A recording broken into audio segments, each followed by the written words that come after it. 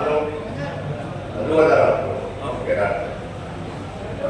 Visa photographer association મને અહીંયા બધા સાંભળવા આવ્યા ને એ માટે આભાર.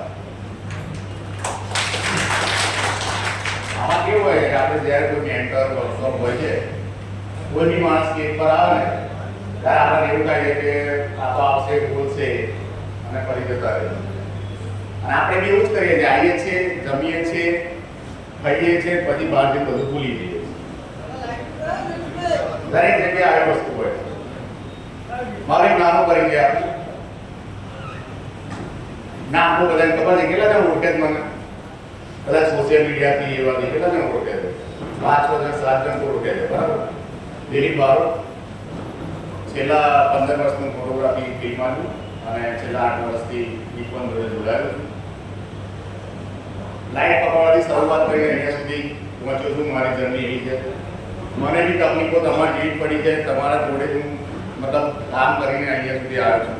બધા બહુ જ એક્સપિરિયન્સ થયા છે. બધા બહુ મેં અનુભવ્યું છે કે શું શું તકલીફો હોય છે અને એ તકલીફોનું શું શું કેવી રીતે આપણે ફોટોગ્રાફીમાં ચેન્જ લઈ શકીએ, શું કરી શકીએ, બધું જ આગળ આપણે જોઈશું.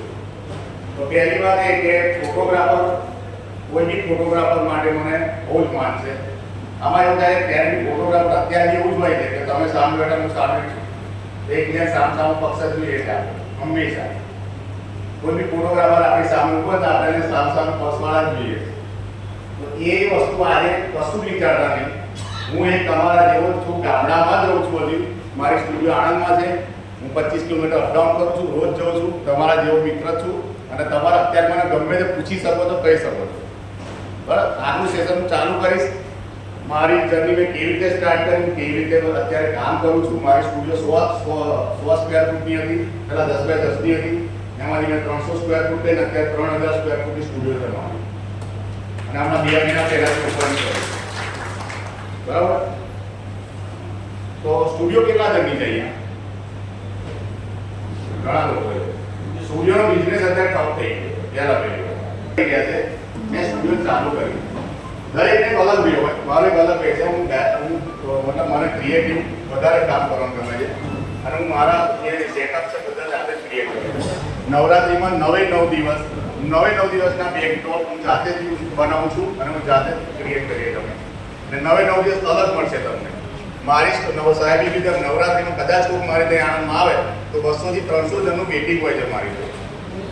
50 કે 60 જેવા પેકેજ મારા બુક હોય છે કે જે પેકેજની કિંમત હોય છે 9 દિવસની 20,000, 25,000, 15,000 જેટલી કિંમત હોય છે તેનું પેકેજ મેં બનાવેલા હોય છે. તમે મારા સોશિયલ મીડિયામાં જેટલા લોકો હશે એટલા લોકો ક્યાં હશે તો હું બધું મૂકું જ છું. અમે એડ બી મૂકું છું, રોજ સ્ટોરી બી હોય, બધું જ હોય. તો એ બધું આપણી એક સાઈડ ઇન્કમ છે. સિઝન વગર શું કામ કરવું એ બી આપણી જોડે બહુ આવડત છે. આપણે ફોટોગ્રાફ વેડિંગ કરીએ છીએ, વેડિંગમાં બધું જ થઈ શકે છે. આગળ તમને બધું જ બતાવીએ છીએ કેવી રીતે કામ કરે, કેવી રીતે કરીએ છીએ આપણે. બસ. તો આપણે શું કરીએ, સિઝન પતે એટલે એના પેલા પીળા કપડામાં વીટીને મૂકી દઈએ.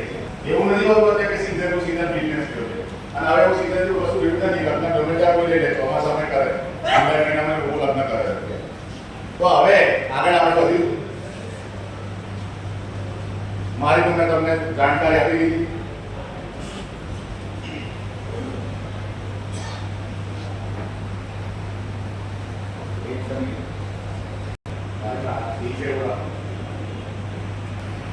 ઓકે. એટલા જ ફોટોગ્રાફી કરે છે. કોઈ ફોટોગ્રાફ કરતું નહીં, સ્ટુડિયોમાં બી નથી કરતું. કન્સેપ્ટ કોઈ એવું આઈડિયાથી કશું નહીં. ઓકે. ફેસ્ટિવલ હવે તો આપણે ફેસ્ટિવલની સિઝન આવી ગઈ છે. ગણપતિ પછી જન્માષ્ટમી પછી નવરાત્રિ, દિવાળી બધા આપણા ફેસ્ટિવલ આવી રહ્યા છે. તો એમાં આપણે કમાણી કરવાનું બહુ સારું એવું આપવું હોય છે ફોટોગ્રાફી. તો ફેસ્ટિવલનું ફોટોગ્રાફી કરવાનું કારણ શું?